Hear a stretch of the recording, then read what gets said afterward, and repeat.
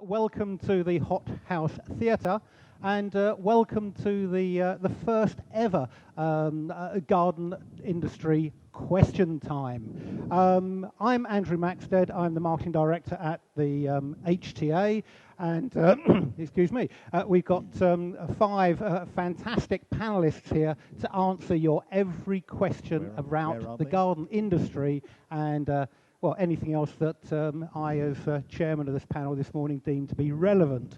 So I hope you've got plenty that you want to kick off for us. As I say, we've got five panelists, and just a quick introduction to each of them. Ladies first, we'll start.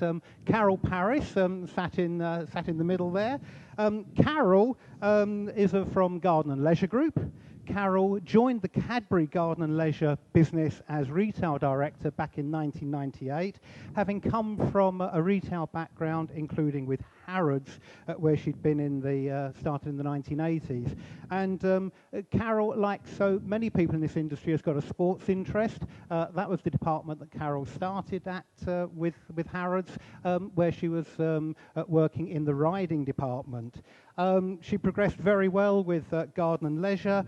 She joined the group and became retail director for the group when they bought out Huntington, Barnet Hill, Percy Throwers and Melbix, and then Garden Lands. She became operations director in 2003. She is vice president of the HTA. And one little known fact about Carol is that she spent 7 years, it says here, living with her dog on a canal boat in and around London. Excellent, yes, sort of a great start there. We'll move to sitting on the, yes, you're right here. Keith Nicholson of Westland, known to many of you, I'm sure, as marketing director for Westland. Over 14 years experience in consumer and product marketing, 10 of those in the horticultural industry. Keith has been the brains and the drive behind a lot of the new products that we've seen coming through from Westland over the last couple of years, and more, I'm sure, to be seen out here this weekend. I have to say I'm particularly pleased to see Keith here this morning because for those of you that follow football, treat him gently. He's a Liverpool fan, apparently. And any Spurs fans in the audience? Yes, I know 4-0. It's a nice result. Just keep it down this morning, please.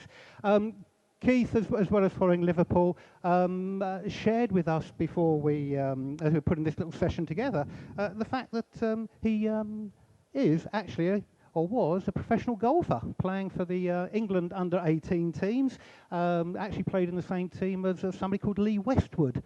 So quite why Keith decided to go into horticulture rather than the golfing circuit, I'm sure he'll tell you later. I'm glad to say at the other side of Carol, Mark Pearson of Gardman.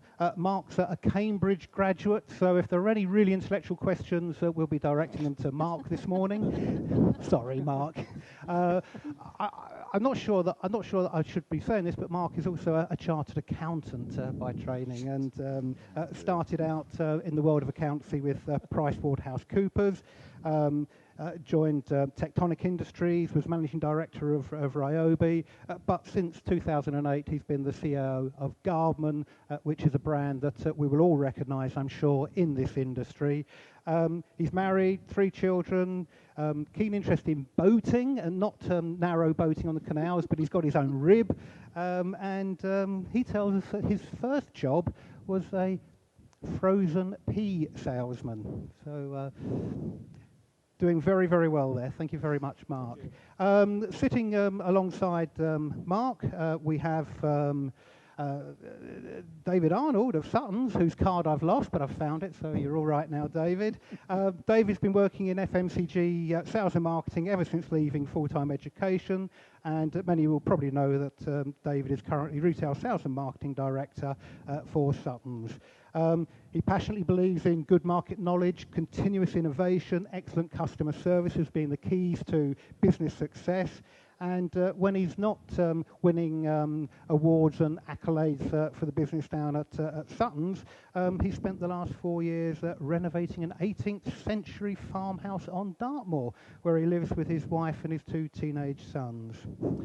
And finally, but by no means least, Ian Wiley, Managing Director of Grosvenor Garden Centre up at Chester. Ian is the horticulturist on the panel. He graduated from London University with an honours degree in horticulture and business management, and then he went to the dark side, or started on the dark side, joined Homebase, started out his career there. But he then he saw the light and moved into independent garden centres. He joined Garson's as a senior manager before ending up at Grosvenor in 2005.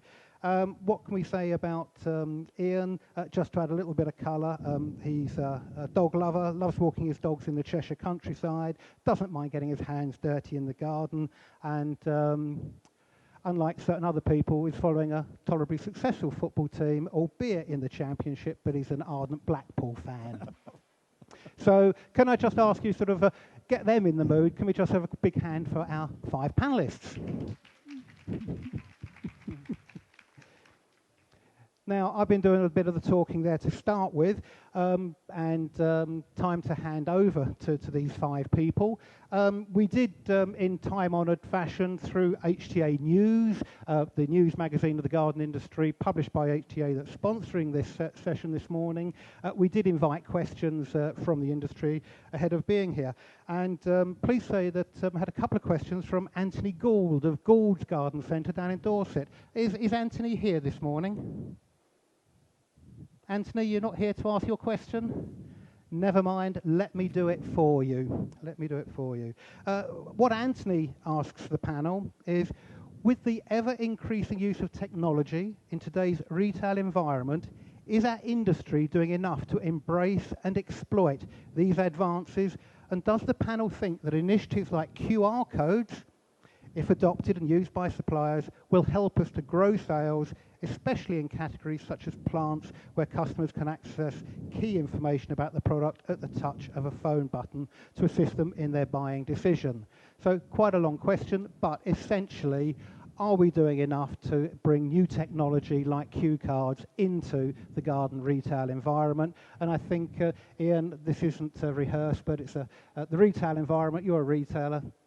Be interested in your response to that. I think we've got to embrace technology, because if we don't, the industry dies, doesn't it? But it's specifically to QR codes. I think they're a fantastic thing. You've only got to see the younger generation, teenagers coming up, snapping away on the phones that do everything nowadays.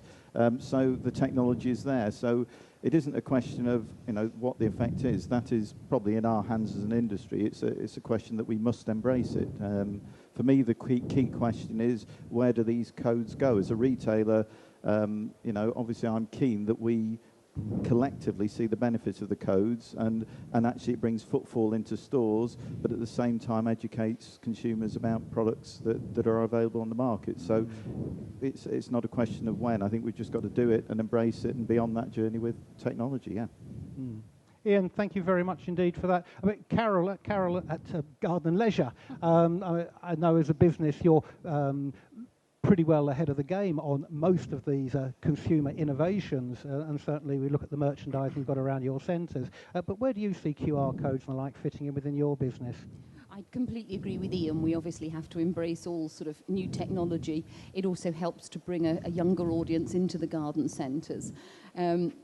And I think what's important is that we work very hard with suppliers on this as well. I know, talking to David earlier, Suttons are doing a lot of work on it, and I think it's very key that the retailers and suppliers both work to develop that part of the market. And I think it's a great opportunity for people to get information, instant information, because I think very much now people are keen, if they want info, they want it now. They don't want to have to go and search for it.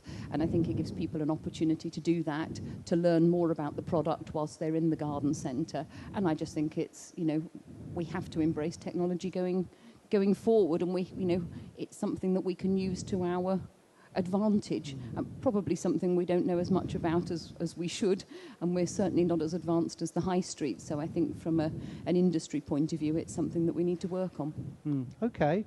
You very kindly there, Carol, gave a lead into David and the supply side of the business, and absolutely talking about suppliers and retailers working together on this. I mean, what's your take, David? Do you think this is something that should be led by the supplier, or is it something perhaps that the retail partner should be more involved in? I think it should be done in partnership, definitely. We carried out some research earlier this year, talking to a whole range of consumers of different age groups and different gardening experience. And at the lower end of experience, tending to be younger people, they were almost intimidated by garden centres not giving them proper information. But there are over 11 million smartphones in the UK, and increasing every single month. The younger generation tend, as Ian said, to use this sort of technology for all sorts of information. So why don't we embrace that technology and use it in garden centres to be able to provide more information at the point of purchase, to be able to create, if you like, more confidence in buying those products.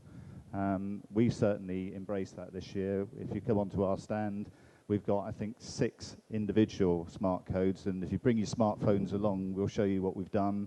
We've done videos to go along with it, and those are available to our garden centre customers. So whilst you have got QR codes, which you can incidentally as retailers just download from Google, there's a smart code generators, you can have your own content on your own website very, very easily, and just use the suppliers that you've got, because they've got a wealth of information that can help you populate that your websites. David, thank you very much indeed. I'm very interested, very keen to get some reaction, interaction from you in the audience. Can I just ask for a show of hands initially for those of you who have a smartphone? Not necessarily with you today, but who's got a smartphone? What do we got? We've got 60% plus of the audience there have got smartphones. I hope they're switched off at the moment, by the way. And of those of you who've got the smartphone, dare I ask how many of you have used it to access a website through a QR code? We're down to just a little bit of a handful here. But do you agree with what you're hearing coming from the panel? Even if you haven't now, do you think there's a good chance that you're going to in the next year or so? Again, hands if you think you would use a QR code to access information.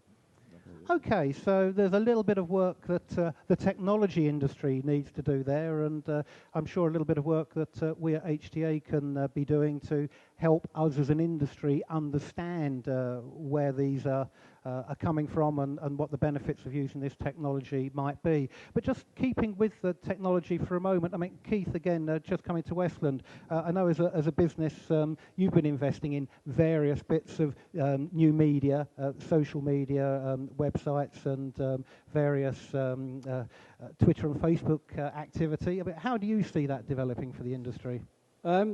Well, I think in terms of the social media side, I think as an industry and as a business, we've got to be quite careful in terms of how we engage, because it's something that at the moment Twitter in particular is probably being taken down a different direction in terms of personalities, how personality use. And it's very much, it's going to be difficult for us as an industry to engage into that sector. However, social media is going to be essential from the fact that, gardening is information hungry. People want information.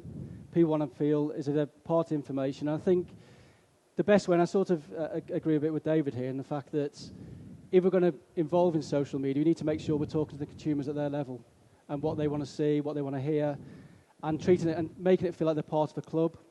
And I actually think that social media for gardening is a huge potential, because I think garden centres are almost like mini social media already. That's, if you think about when garden centres created, they're part of the community. People used to go there to get the right advice, feel like they're getting as part of a family association. I think if we treat social media in that way and just build on the fact that what we do in our garden centre business, how we built our garden centres up from the start, I think then social media will work. But I do believe there's going back to the QR codes, I think there's a huge way to go for gardening and technology to meet at some point. And I think that's my view on that. Keith, thank you for that. Mark, do you want to add something to this particular issue? Yeah, I think the industry is facing a lot of challenges in terms of knowledge retention. So things like Grow Your Own, where certainly my age group, I see a lot of my contemporaries have absolutely no clue about how to garden, and I think there's a huge knowledge fall-off between the generations above us, my generations, and the generations below. And times are really hard, so I think we have to do absolutely everything that we can to push our industry message across, whether it's through the smartphone technology, QR codes, and there are issues associated with that as well, whether it's through the social networking, Facebook, Twitter, these things will evolve and change, or whether it's through the schools, or whether it's through the TV. And I think what we ought to be looking at is how all of these things move and merge together. And the most important thing is actually not what gadget or technology you use, it's about the information content. And rich information, whether it comes through your phone, whether it comes through a screen in the garden centre, whether it comes from Alan Titchmarsh on TV, is really what's going to inspire people to get out there and do the things in our garden. And I think every one of the suppliers here is too small to be able to do it on their own. All the garden centres, even the biggest of the garden centre groups, are too small to be able to do this. So I think there is a huge incentive for us to collaborate on the proactive, altruistic sharing of information, because ultimately it'll benefit us all. On the QR codes, I was talking to a CEO of a major Australian retailer last week. Lucky guy, he's got a huge amount of time to invest in this future technology research, and he was trying to decide whether he, as a business, should invest in the hardware to actually enable the consumer to take the code to a place in the store and then access the information. Significant investment choice for him, and he probably will do it in part for certain key parts of the store, and will rely on the free smartphone technology for the rest of it. The bit that he said that was most interesting and slightly concerning to me was, I'm really worried about not being able to control the message as to where these phones take us. And so there is certainly a trust discussion that has to be happening to make sure that the people who put the barcodes on, whether they're retailers or whether they're the suppliers, actually trust that whole chain of information. And his biggest paranoid fear was that people would be taken to websites where they'd be able to trade online and take the sale away from the store. And that's something that we have to be extremely careful about.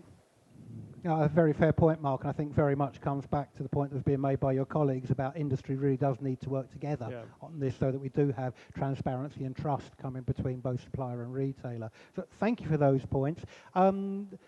Massive area, the whole question of technology in retail and indeed communications. Other questions out there in the audience? Would somebody like to put a supplementary on this one to our panel this morning? Well, I think that's a resounding no. Are you awake? Yes, good. Okay, so we're getting something from there. Okay, well, let me move on to our second question this morning. And question number 2 today comes from James Buffoni of the Rydell Group. And again, is James in our audience this morning? I haven't seen him. No, okay. Well, another fairly long question, this one, but so bear with me. But what James is asking is bound up with a statement and then a question. The statement: Next Chief Executive Simon Wolfson claims that opening a garden centre was the logical next step for its homewares business, which already sells furniture, fitted kitchens and flooring. Wolfson said Next's garden centre was not designed to compete with buildery type sheds, but offered DIY light. And he was saying that they will trade it for 6 months and then take a longer term view of its prospects. And the it in this case, for anybody who hadn't picked up, is Next have taken over what was a former Homebase store down at Shoreham on the south coast and turned it into Next Home and Garden. Full Next clothing offer, but also a DIY home decorating, homewares and, as I say, full-range garden offer. So the question that James is asking is, what impact could the success or failure of the next garden centre have on the horticultural industry? Again, Ian, let's start off. No, we started with you last time, didn't we? Keith, come on, what do you think on this one? Well, I guess, you know, in terms of my answer to the question directly, I think, you know, any time that people talk about gardening, any time that industry gets involved in gardening, any time that retailers enter gardening, I think it can only be positive for our industry because it brings more consumers to access to buying our products in whatever form it is presented. And I think if you take an overall view, I think it's only going to be positive for our industry, and I think it's positive for the consumers to get access. I think there's obviously some particular challenges with Next coming into the equation. First one being, I guess, for the localities of those industries versus independent garden centres as they stand at the moment. And the second thing with Next is how they deal with their online business and how they deal with gardening via online. Because at the moment, Next is probably about 42% of their business is dealt with through their home delivery catalogue. So that's a challenge to see how they're going to deal with that via gardening, which in our particular area has never really entered the equation because dealing with compost or dealing with fertilisers, it's very difficult to ship those around through home delivery. So that's the first challenge. But I think it's great is that they will bring noise, they will bring people to talk about it. And I don't think it is a threat to garden centres because I think garden centres offer something very unique in this country. I think they offer personal service, they offer fantastic advice, they offer, you know, we were talking before about the family feel. It's a place to go and socialise, it's a place to spend a couple of hours to. You do not go to Next to spend 2 hours in Next. You go there to buy what you want to buy, try something on or whatever it may be, and you move on. And I think it can only be good, and I think it's something that will bring, hopefully, increase the number of people gardening from whatever it is at the moment, 35% penetration up to closer to 50-60% penetration in terms of our area. And I also believe that Next, as an industry, will also bring different types of products, will bring different innovation, and will also give something which maybe we haven't all foreseen in the past, and hopefully it'll open up new opportunities for others as an industry and suppliers and retailers as well. So. Okay, Keith, thank you very much indeed for that. Balanced answer, I think, coming through there. The Next home and garden offer covers pretty well a full range of garden product, including I have to say, wild bird feed. Keith's got a product in that area, but so do you, Mark. I mean, how do you see that developing in this sort of more lifestyle, more younger, youth-orientated retail environment? Okay, maybe taking a little off track here. So I would support anybody who's coming in to invest in the gardening industry at the moment. It does bring about talk, it does bring about change, and there are lots of challenges in the world at the moment anyhow, with industry consolidation and far too many retailers disappearing. So somebody who's investing in the garden industry is good, and it's up to every single individual's garden centre group or garden centre, I think, to get that local character and personality that works for them and differentiates yourself. And you have to strive to be different to be successful and competitive in today's market. I think you're asking a wider trend question here, which is that continuing trend of your house space becoming part of your garden space. And obviously Next is somebody who has been very successful in occupying that interior space. And I embrace that. If you go down to our stand at the moment, you will see an awful lot of grow your own, and you'll see an awful lot of wild bird care products, as you'll see on Keith's stand with wild bird care and growing media. And in our case, you'll certainly see a lot of lifestyle and gifting products. And those are things that seem to be working extremely well in today's market. And I think they're an important component of a balanced garden centre offering, in addition to your horticultural, your plants and your seeds, which are the fundamentals of the business, and your significant percentage, which is driven through the restaurants. And that lifestyle element, I think, is there, and it's set to evolve, and people like Next will drive some of those fashion trends forward, and look forward to seeing how they develop. interesting to say they're going to try for 6 months and change. So you've got to trust that they don't know all the answers yet.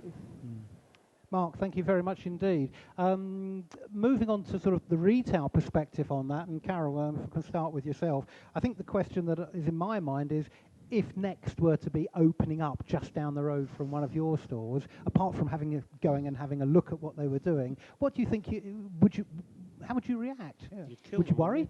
Well, I actually think it's a positive to bring more people into gardening. I mean, Next, as you said, it's sort of they're looking at gardening light.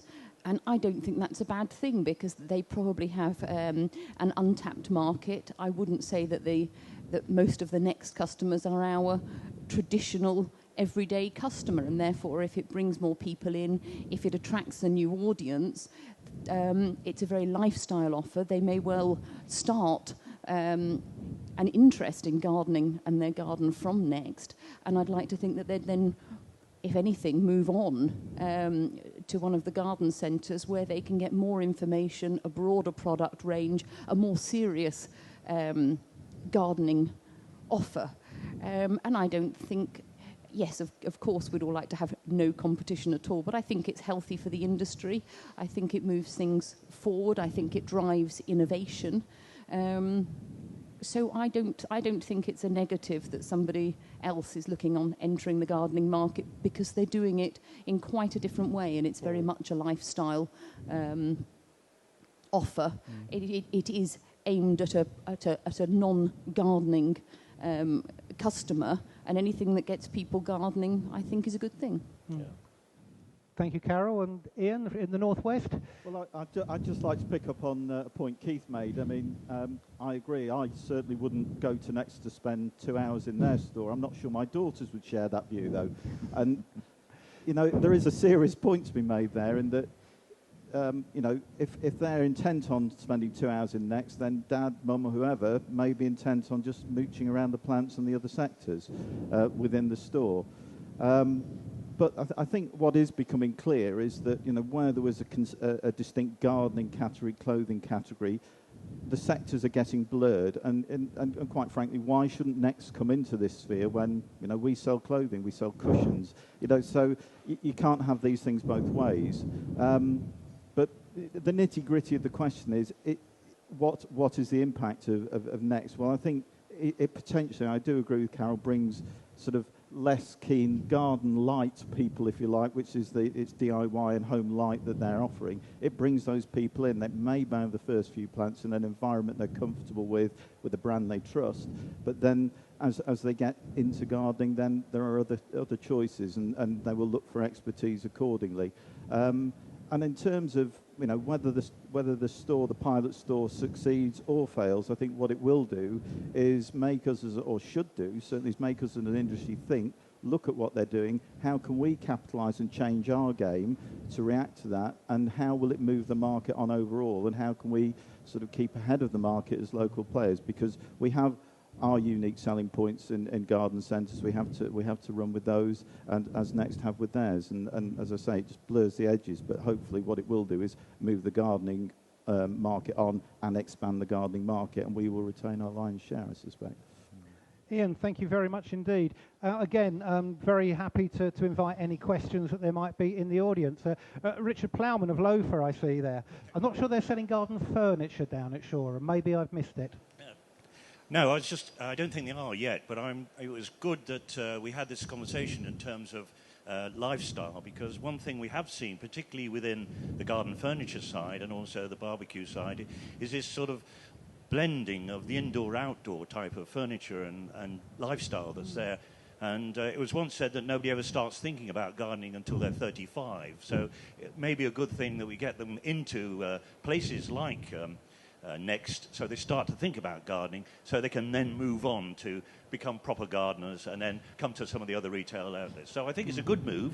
It'll be very interesting to see it develop. I'm sorry they haven't got garden furniture, because I think that would be one thing that would do. So after 6 months, I should think we'll see garden furniture in there. So thanks very much. Thank you. Richard, thank you very much indeed for that. I'm sure we'd agree with that. Can I be a little bit naughty? Malcolm Scott, I see, is in the audience. Malcolm, you must have clients that are setting you challenges when it comes to seeking planning permission and designing garden centres for the range of different age groups that increasingly I think we're seeing coming into garden centres. Do you have a view on where next and that development might be going? I don't actually have a view on next, because I don't think they're going to be significant in the industry. What I was going to ask is how the industry is going to react to Dobbies, because that is going to be a fundamental threat to the industry. So far they've created a new formula which appears to be cost effective. It's gaining planning permissions around the country. What they haven't done as yet, of course, is to use the muscle of Tesco to reduce prices, but it can't be long before they do that. And then I think they're going to make mincemeat of most of the, or a lot of the industry. And I do think that we need to address the threat of Dobbies quite urgently within the industry. I don't see Next falling into that category at all. Malcolm, thank you very much indeed for quite a tough question, I think, really, because we've been, as an industry, around the edges of the Tesco investment in Dobbies over the last couple of years. But let's again start off with the retailer. Ian, I mean, do you agree with the premise there that Dobbies are going to sort of wipe the floor as far as the independent sector is concerned? I'd like to think not, but I, you know, sort of sitting back and seeing what happens isn't an option, I think. I would take a view that there is, you know, the space for everyone, and, you know, within the food sector, there are people out there doing food considerably different to Tesco and doing very well out of it. So there's no reason we can't, you know, still succeed with them in the market. I agree it will be more difficult. You know, Dobbies will know their strategy, and that's not something I'm privy to, whether or not they want to go on price or whether they want to go on take a different angle. But what they will have a critical mass that means that they can do things, you know, more efficiently than perhaps, you know, the smaller independent can do. The challenge we have is to make sure that in terms of vocabulary, going to Dobbies doesn't become in the same way as going to Sainsbury's, going to Tesco means doing the weekly shop. And we have a challenge as retailers to make sure that going to the garden centre is, whether it's Garden and Leisure, whether it's Grosvenor, wherever, that is your demographics vocabulary, that they choose you. So yes, I agree with Malcolm, it will be harder, that it will be tougher. But I think, you know, there's advantages to being big and there's advantages to being small, and you've just got to make sure that you don't sort of try and compete on their territory. You compete on your territory and you set your own agenda. So tough, but I don't think insurmountable at all. Okay. Carol, did you want to add to that? I mean, obviously it is, you know, they are good competition.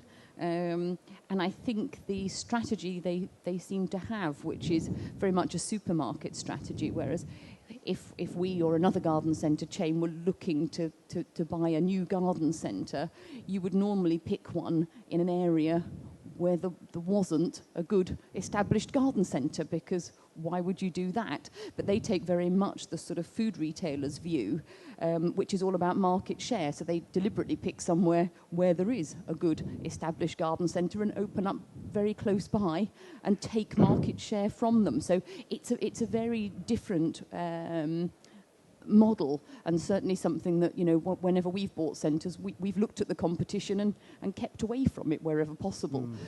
So I think that's a challenge in itself, because, you know, you then do have somebody operating right on your doorstep.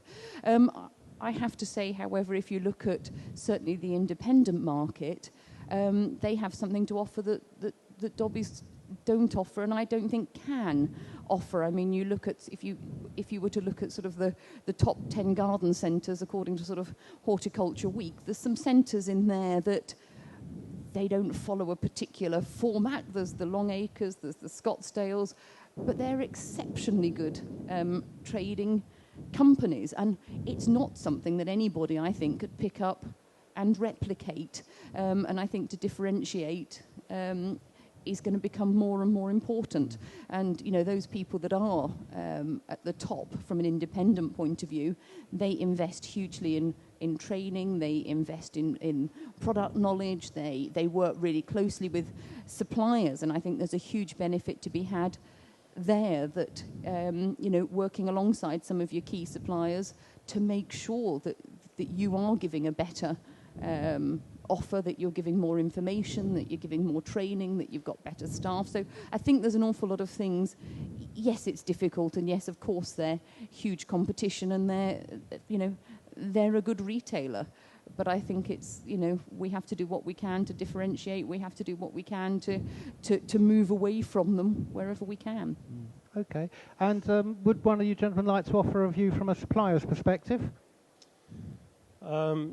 Yeah, I think this is yet another challenge in the sense that it's change within the industry. So I've been coming to Garden Centre Association meetings, HTA meetings now for the last 3 or 4 years, and retail side consolidation has been talked about a lot. The Next effect, the Dobbies effect, and then if anybody's picked it up in the Sunday Times yesterday, Tesco's expressed interest in the Garden Centre group. These things can happen, they do happen, and some of them will happen. And the question is, when that change comes upon you, have you got a plan?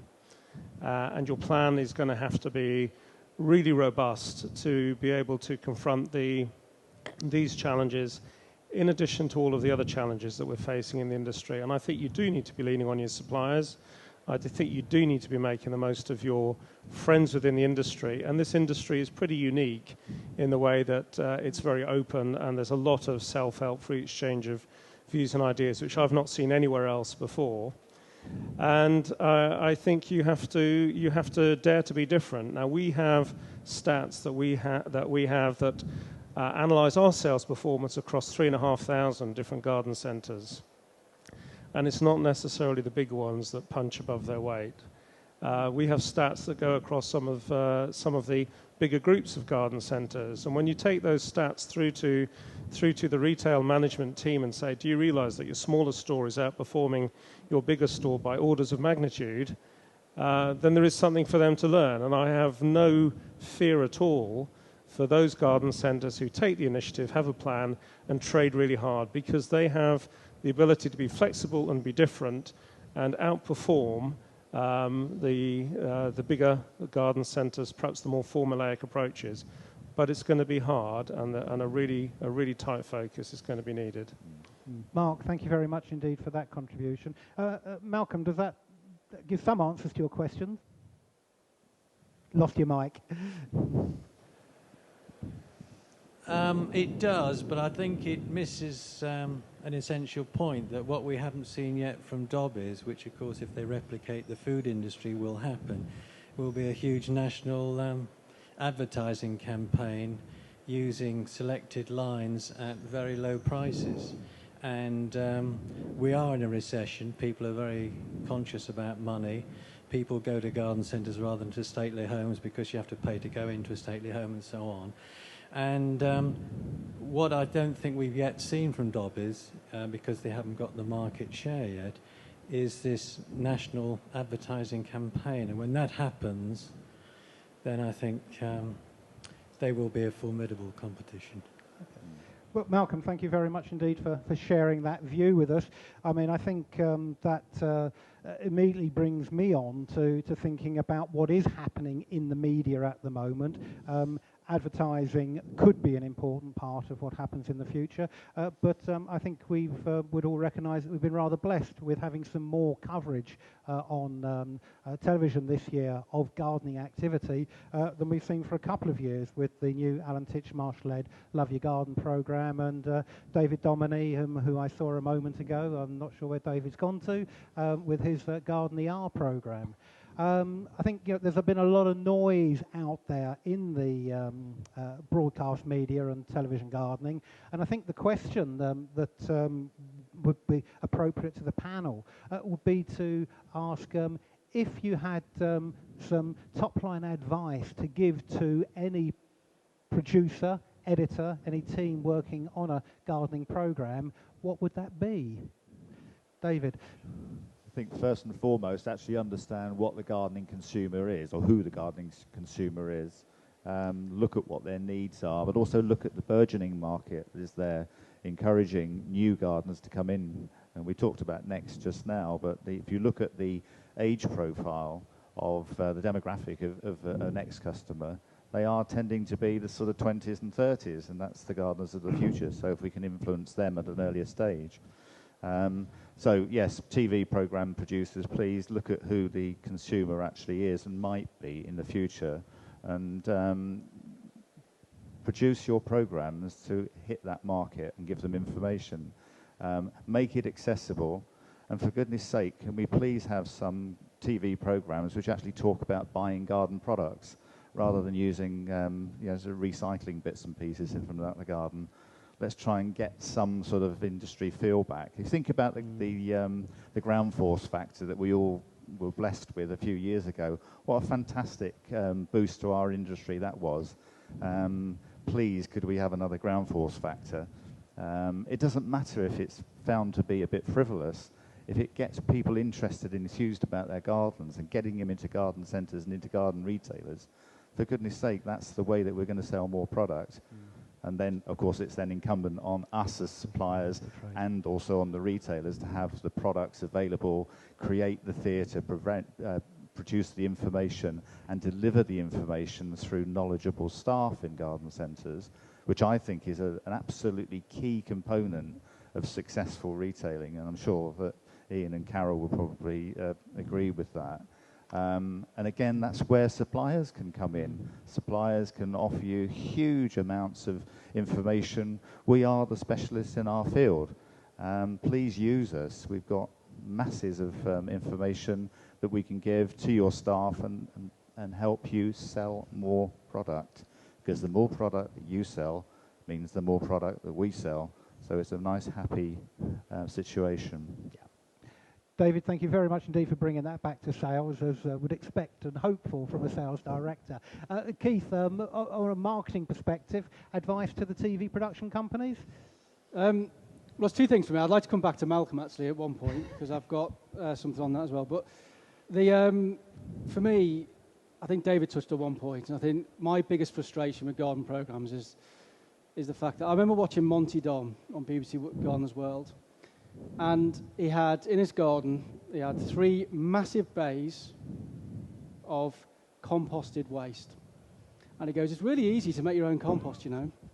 It's really easy, you know, it takes 6 months to do this, it takes 8 months to do that, and it takes 12 months to do that. And I thought, you know, just a bit of reality would help in saying, look, it's not a swear word to say go to a garden centre and buy a bag of compost. It's not a swear word to go and make your own, go to the garden centre to buy your own bird feed or fertilisers. And I think this is the fundamental problem with gardening, is it just don't bring it back to what people see in the garden centres, and it feels like it's out of reality, it's out of touch with what the consumers see.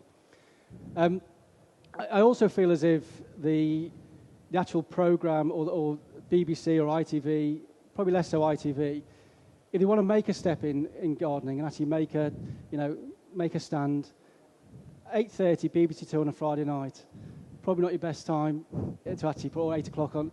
If you're going to do it at prime time. And that was the difference with Ground Force. They actually had it as prime time. It was seen by consumers, and people do follow, you know, we're creatures of habit, aren't we? We put the telly on a particular time, we watch a particular programme in, and we're very difficult to make people change their habits. And I think they need to look at their programme as well as something that, and the programme times. Just before I finish, I just want to come back to Malcolm quickly on the Dobbies and the threat. So I fundamentally disagree in the fact that, is it a bad thing if they advertise the category? Is it really a bad thing? You know, and how many places can you buy food in the UK? Sainsbury's, Waitrose, Tesco's. Look at Co-op, how they've burgeoned in the last couple of years and how they've worked. You know, they all have their own place, they all have their own position, they all have their own way of retailing. And you ask someone who goes into Waitrose, they'll have a very different mentality than someone who goes into Tesco's or to Asda. So I actually think, you know, just come back to Malcolm, I think it would have to be a very strong thing for the industry. And it'd be something that gets a bit of life, you know, breeds some fervour into our category. And so what if they have a couple of lines that are cheap? God forbid, you know. Okay. You know, but I think overall it would just make more people come in. I think so. With those two factors, I think that going back to TV bit, I think, you know, they just need to just think, and exactly what David said, just think a bit before you put the programme on, and just think about the content within the programme. And you know what? If you look at the Chelsea viewing figures, consumers are interested in gardening. The Chelsea viewing figures show that. Just need to bring it back to reality with the main programme as well. So, okay.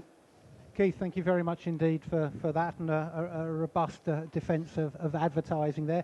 Carol, I know you're an television advertiser in your own modest way, and probably not quite at the level that Malcolm's envisaging Tesco and Dobby could be. But when it comes to editorial on TV gardening, what do you think from a retail perspective could be added to the current raft of programming that we have?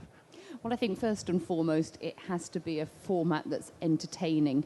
And I know that sometimes that will be seen as being maybe a little bit sort of lightweight, but the main thing is to get people watching it, to get them involved, and to do it, to actually, it's not just gardening, it's about enjoying their garden. So I would, you know, it's good to see, to get people into their garden, whether that's for wildlife gardening, whether it's for the outdoor room. And I think it's...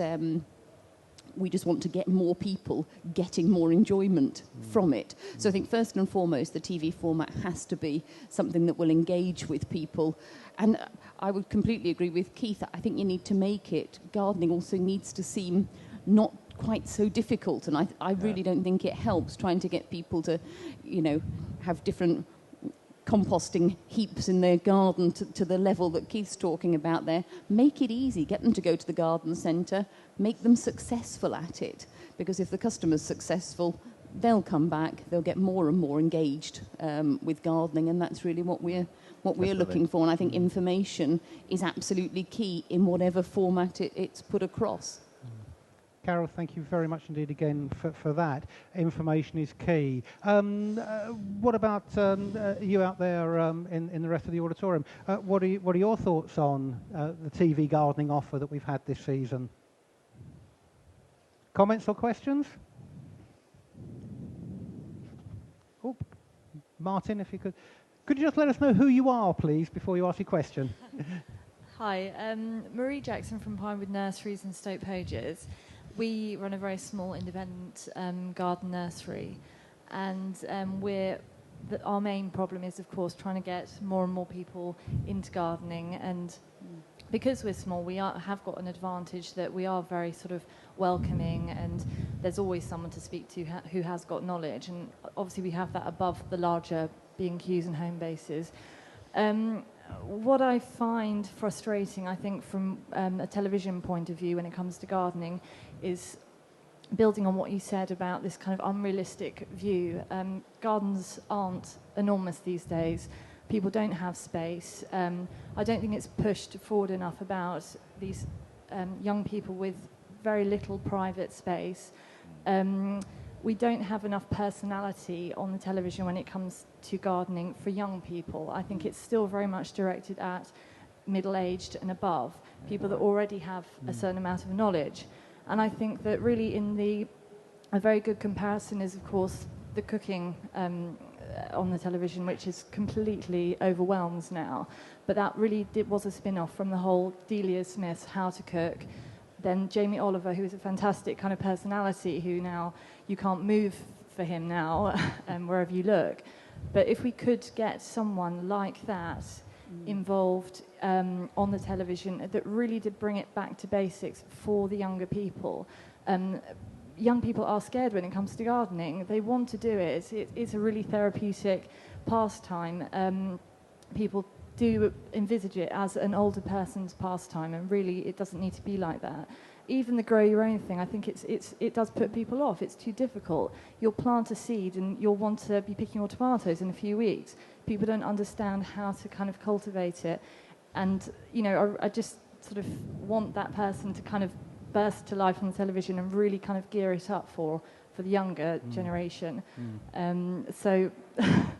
Any volunteers? Sounds like you've got a job.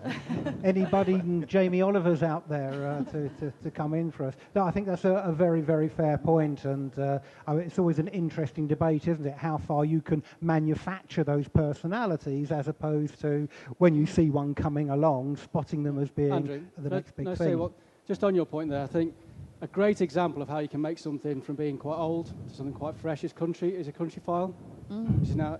Yeah. Talk about a program that's been transformed in the space of a couple of years. And I think they've got young personalities. I know there's a lot of hoo-ha over the age of presenters and all that, but I think they've moved something into being, enjoyable to watch. It's factual, it's topical, and it's actually made something which would seem elitist at one point to be encompassing for everybody. I know it's not quite the same as gardening, but they took that challenge on and made it something that everyone wants to watch. And I think that's just what we want in gardening, that same enthusiasm in that topic, and I think I totally agree with you. You need somebody to head that up, and it's young, as James Wong, who's a young guy. Maybe he's someone who could be the next face. I don't know, but it does need somebody. Andrew, when we were talking with consumers earlier this year, the very point that you were making about encouraging younger people into gardening, they felt intimidated by garden centres. In fact, didn't go in there because they're just this whole mass, and it was all there. If you knew about gardening, that's the place to go. But if you're a beginner gardener, they felt intimidated by it. So any help that garden centres can give to break down that mystique about gardening and making it easier is a huge benefit to you. And I've been in the garden industry for 27 years, and I've never seen a garden centre event that's actually surrounding beginner gardeners, specifically aimed. What about a beginner gardener weekend? When you're really encouraging people in to come and get involved in gardening for the first time, have lots of things around, making it easy, as you were saying, Carol, just making it easy. Why don't we do that? Yeah. Why indeed Suttons don't we have the do answers, that? by the way. We've got the product. Some of us do that. Excellent. No, I'm sure you are. And as many of you who are involved with the work that we're doing at HTA, we very much recognise that the under 45 category, and that's very much where we're identifying as being the younger gardener, are one that is increasingly getting engaged with gardening, increasingly seeing it's a cool activity, and is something that we too have been researching, and indeed will be publishing some more results of our research on that undertaken earlier this summer in about a month's time, I think, Jill. Yes. Jill, our PR manager at HTA, if anybody's got any budding TV personalities in mind, do let Jill know of them. I've been getting the look from the back of the room that we're beginning to run out of time.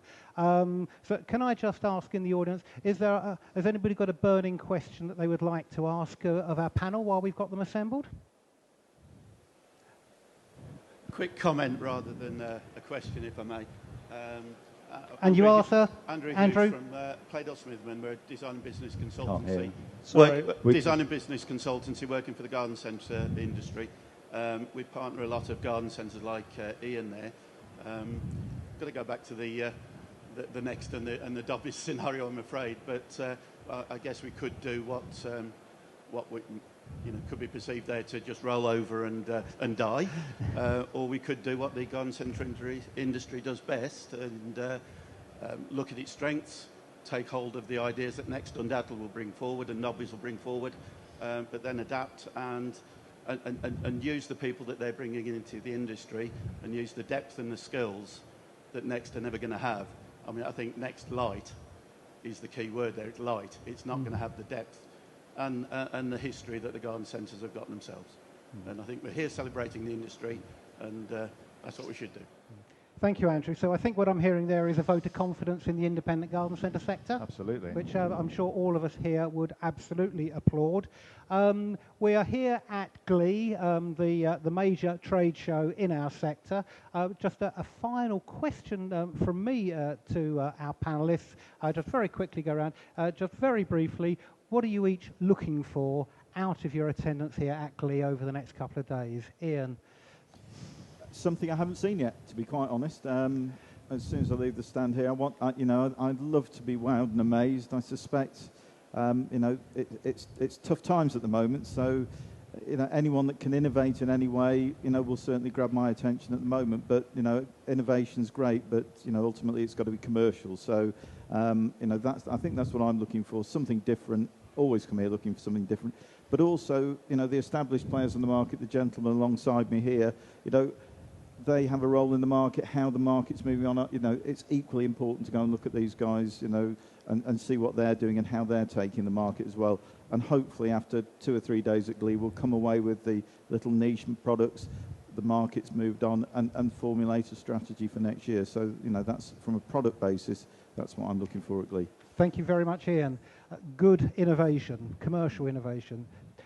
David? As you might expect, I'm looking for more customers and more sales, but I'm also looking to see what sort of attitudes and feelings that our customers, the retailers, have got towards the marketplace. I think you raised a good point. How it's been a difficult year. What are they looking for? What are the big challenges that you're facing? We think we know, but we're going to ask you lots of questions. So hopefully, Ian, when you come down, we can talk about that. But I would like to see us being more inspirational, I think. Overall as an industry, I think more inspirational and encouraging new people to get into gardening for the first time. Excellent. David, thank you very much indeed. Innovation, inspiration. Mark? Well, we're here as a major supplier to sell our products and to sell our categories. There is stuff that we always try to bring along new to these kind of events. Glee's really, really important for us to use it as a showcase for our new products and new categories, and it helps us reach those people around the country who are not able to access our showrooms in Peterborough. Talking to David earlier on, there's things can happen on email, things can happen on web, things can happen with a sales guy going visiting a garden centre, but there's nothing like having that face-to-face, real-time contact. And at least half our time will be spent listening to the messages that come through.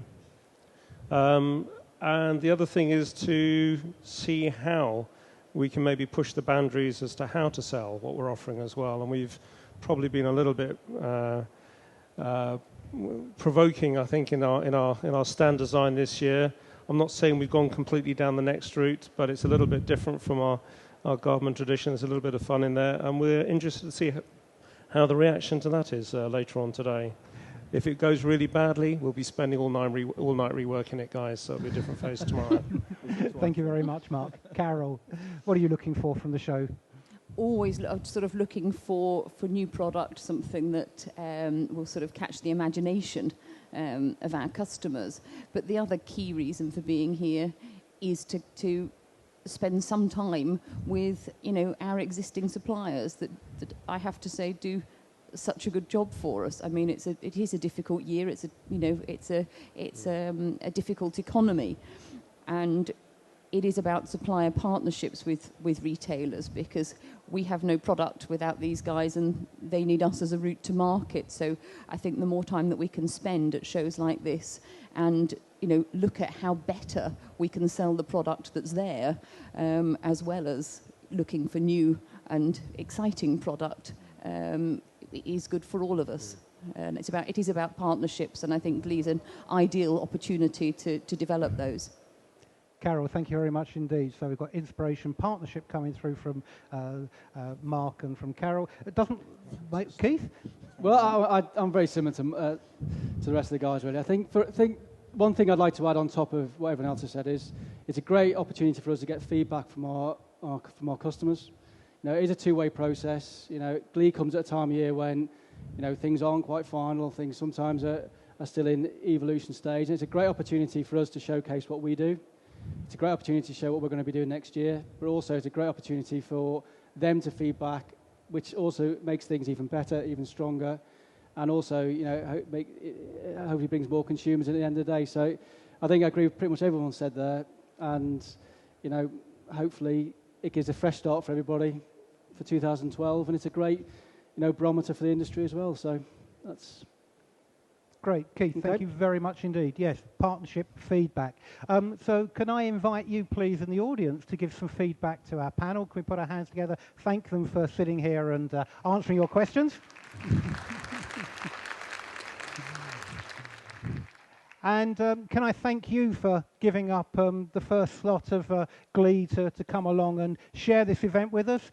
Thank you very much indeed for that. Thank you again to the panel, and please do have a very, very successful Glee 2011. Thank you. Cheerio.